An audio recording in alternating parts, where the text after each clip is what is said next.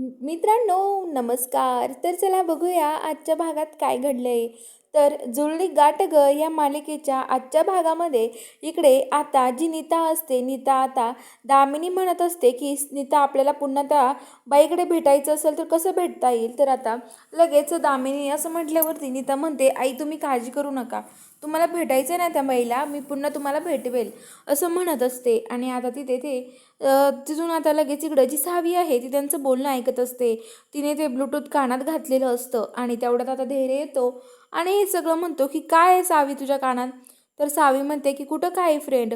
तर आता लगेच तो म्हणतो की सावी कुणाचं घातलंय ब्लूटूथ. तर ती म्हणते माझंही खेळायचं. तर तो म्हणतो की दाखव इकडे. आता सावी घाबरत घाबरत देते आणि म्हणते की फ्रेंड आता. तर आता लगेच फ्रेंड म्हणतो की अगं सावी हे खोटं नाही आहे, अगं हे खरं आहे ब्लूटूथ. कुणी दिलं तुला, कसं कुठं सापडलं. तर आता सावी सगळं सांगते. ती म्हणते की आम्हाला असंच सापडलं. ते आता दोघंजणं धिंगाणा घालतात. तेवढ्यात आता सावी इकडे किचनमध्ये येते आणि किचनमध्ये त्या तिघी बोलत असतात. त्या म्हणत असतात की आता आईला आपल्याला बाहेर न्यायचं आहे, पण आता घराबाहेर कसं न्यायचं आईला, आता काय करायचं आपण, कसं न्यायचं दामिनी मॅडमला बाहेर, असं सावी म्हणत असते. तर आता लगेच ती म्हणते की पण आपण नेलं बाहेर, पण जागा कुठं शोधणार, कुठं नेणार त्यांना. तेवढ्यात सावी म्हणते काळजी करू नका नीता बहिणी तुम्ही. अहो मी आता आहे ना परागला आणि रिनीला आहे ना जागा शोधायला सांगते. ते दोघं तिकडे जागा शोधतील आणि आपण नुसतं घेऊन जाऊयात.